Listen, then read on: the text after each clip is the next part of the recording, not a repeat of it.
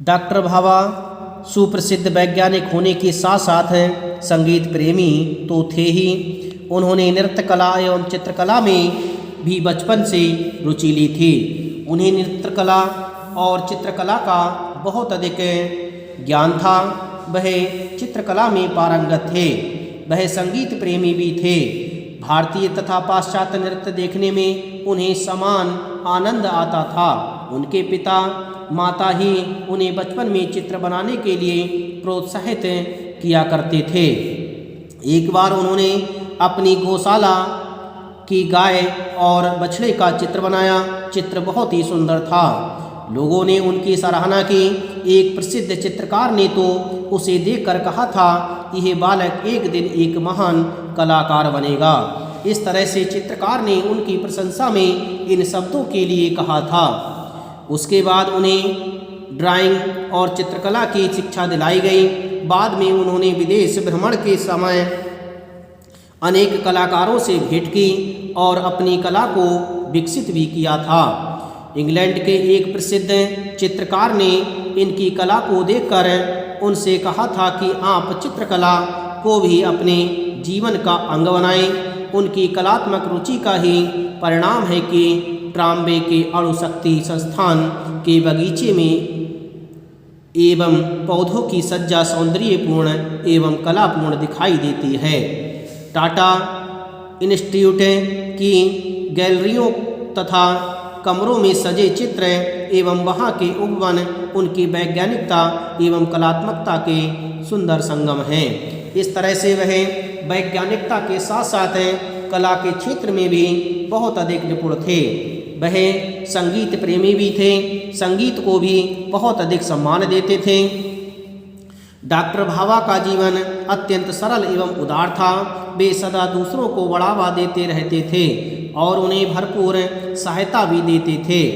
उनकी एकमात्र इच्छा थी कि भारत विज्ञान के क्षेत्र में आगे बढ़े। अपने शिष्यों को वे यही सलाह देते थे कि वे इस दिशा में अपनी पूरी शक्ति से काम करें। इस तरह से वह हमेशा लोगों को आगे बढ़ाने का प्रयास करते थे।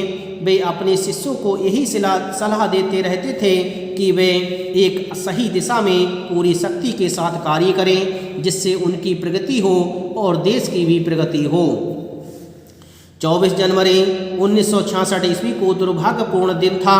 भारतीय विमान सेवा का कंचनजंगा नामक जेट वायु मुंबई से जिनेवा जा रहा था।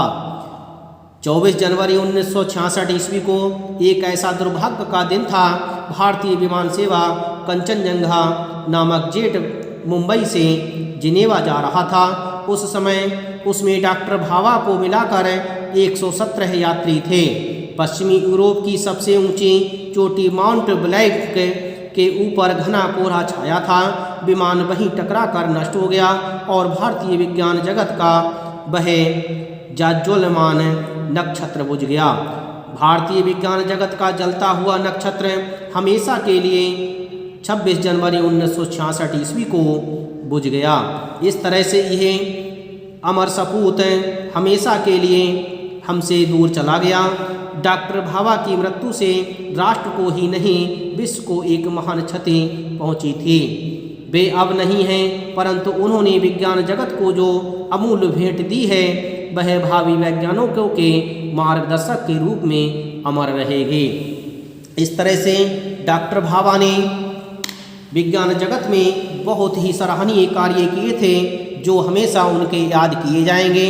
वह हमेशा हमारे बीच न रह करके भी हम में समाहित रहेंगे। डियर स्टूडेंट्स, इस तरह से मैंने ये चैप्टर आपको अच्छी तरह से पढ़ा दिया।